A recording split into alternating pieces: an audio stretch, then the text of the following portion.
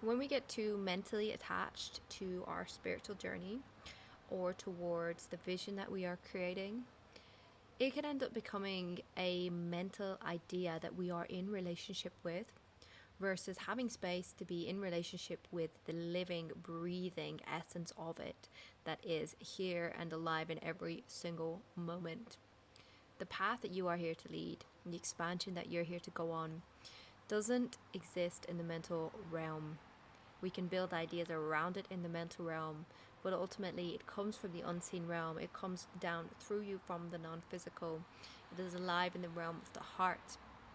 And in order to be on the pulse of it and to really feel it and to know it and to be guided by it in essence, we need to learn how to cultivate a type of presence that is not present in a mental layer about it, a mental notion, a mental idea, and that is able to drop beneath the level of the mind and deeper into this moment, deeper into full unity with yourself, which exists in this moment, in this space.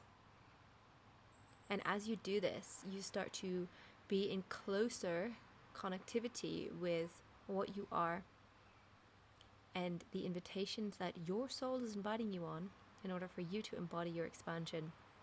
It isn't a mental thing. So watch out for this tendency.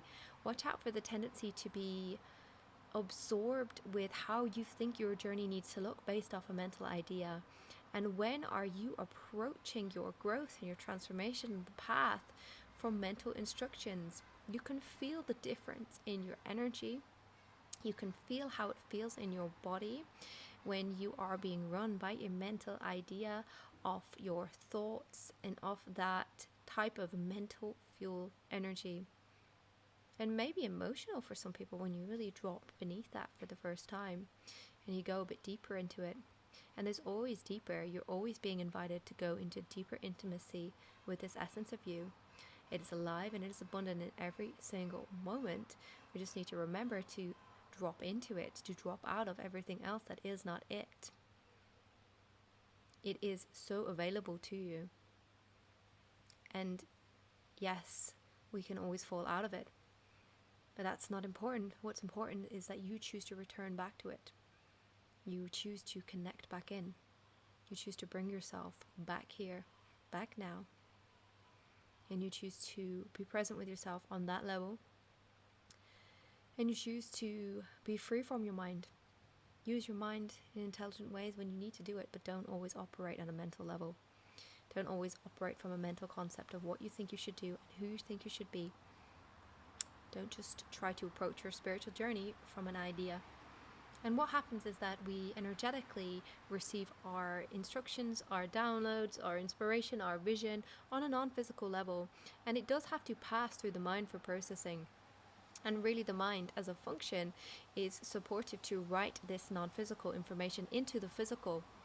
But what we often tend to do is just habitual, because we spent our whole life in these types of mental modes, is that we start to judge it, we start to analyze it, we start to control it and start to get way too heavily involved instead of being present with it in essence and letting any actions that are required come from that space of presence, come from that space of essence, come from that space of pure alignment, because you are fully with yourself.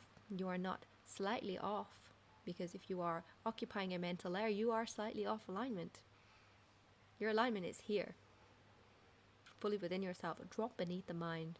Understand how to take yourself beyond the mind, how to free yourself from its hold. And really this is the work of Evolutionary Minds, my 21-day program. But this isn't a video about that. You can find out about that in my newsletter. There will be future dates.